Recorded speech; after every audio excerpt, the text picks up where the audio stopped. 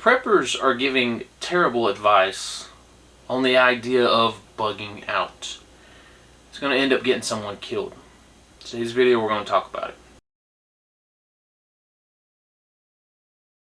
Hey guys, Titan Apprentice, welcome back to the channel. As I said in the intro, today's video we are discussing the idea of bugging out. So I'm sure, because we are preppers, we've heard that we need to build a bug out bag. Absolutely, 100% correct. We've heard that we need to be ready to leave our homes in a moment's notice, and we need to be prepared to leave our homes. Yeah, I'm not questioning any of that. But I'm starting to see more and more people promote this idea of bugging out to the woods. And that right there is going to get somebody killed. That right there is going to get somebody sued and taken down off this platform. And yes, you are responsible for your own actions, but if some prepper, some videographer is telling you to go bail off into the woods, and you end up losing grandma, you end up losing one of your kids, you end up getting hurt yourself because little Jimmy Preppin told you to go do something, that's going to look terrible on them in the lawsuit. So let's think about this, right? Let's go back first and then we'll move forward. 2012, I started my prepping journey. I was 18 years old. I was an active member of the United States Air Force. I was up in Minot, North Dakota, and it was beautiful up there in August when I got up there. They had just went through a massive flood, but we were starting to clear up from it when I got up there. And like any 18-year-old, I was bullheaded and bulletproof, right? I had this idea, because now I'm a prepper, because now I'm in the Air Force, because now I'm 18, I could bail off into the woods anytime disaster struck and I'd be fine.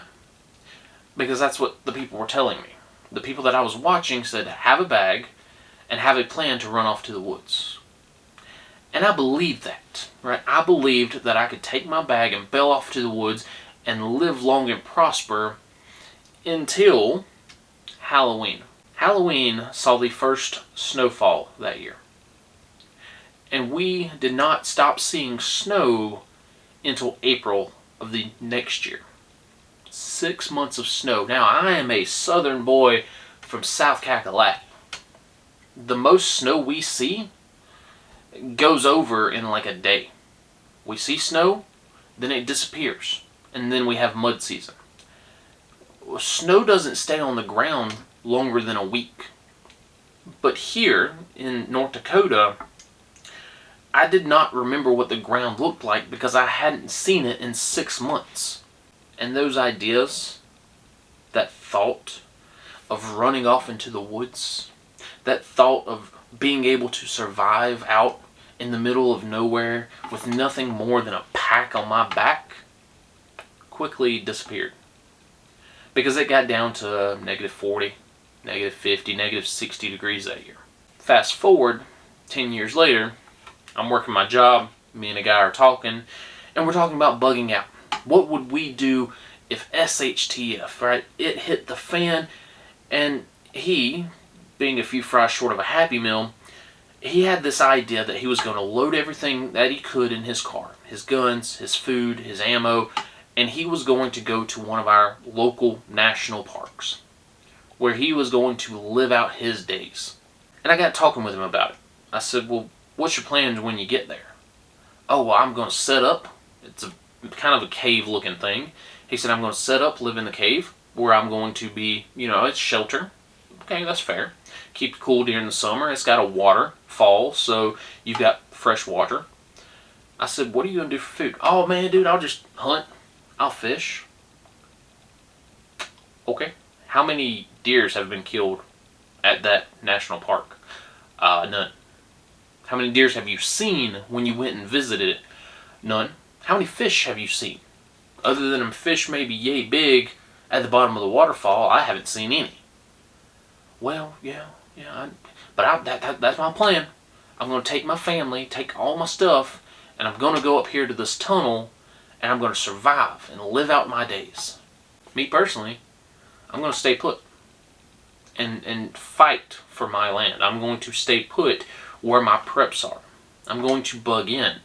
But this guy is going to bail off to the woods where his wife and his kids, probably himself, are going to die of starvation, are going to die of atmospheric environments. They're going to die. They don't live up there. They haven't prepped up the land. They can't farm the land because it's nothing but woods. Most people will die in the woods. And I keep seeing this idea get recycled over and over and over again.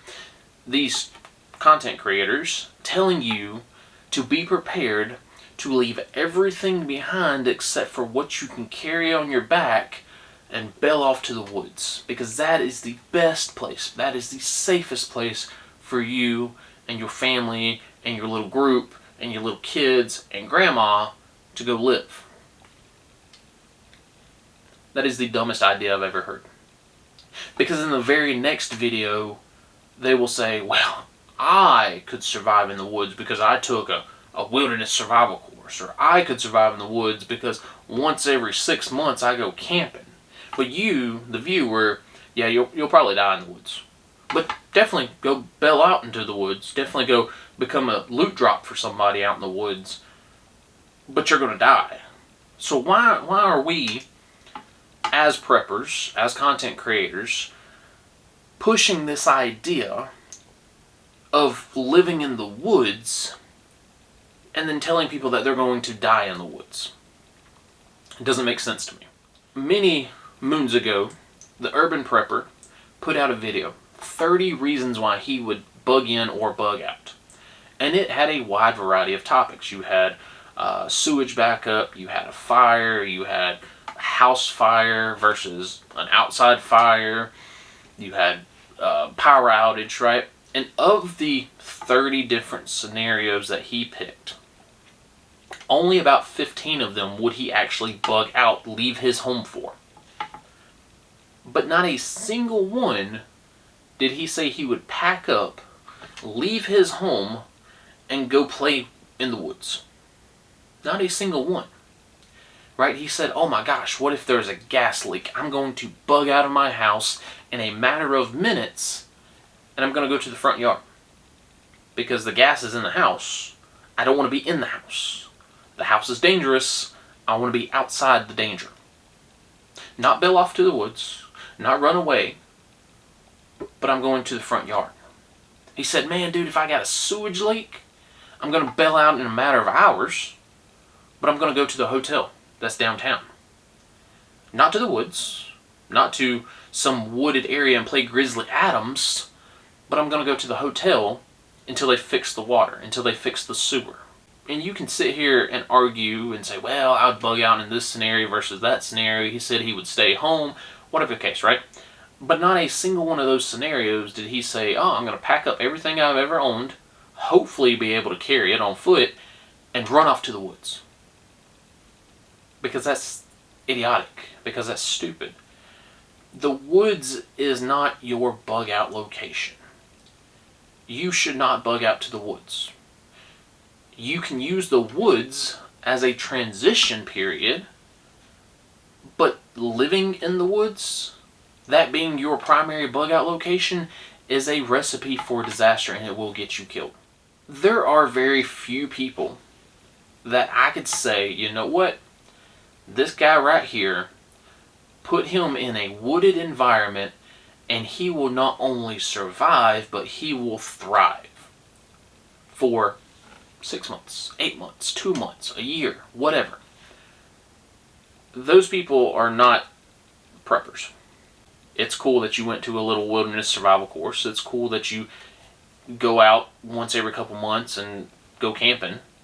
But most preppers would not make it to the woods. I don't know why you would go to the woods. Unless you are Dave Canterbury, unless you are Les Stroud, unless you are Bear Grylls, unless you've won alone, chances are you're not going to make it very far in the woods. And I'm not going to be the one to tell you to go to the woods and try to survive, right? I don't want that on my conscience. I want you to be smarter than that. Now, there's other channels out here who don't care, right? They would rather see you die off in the woods so they can take your stuff. And that's another topic, right?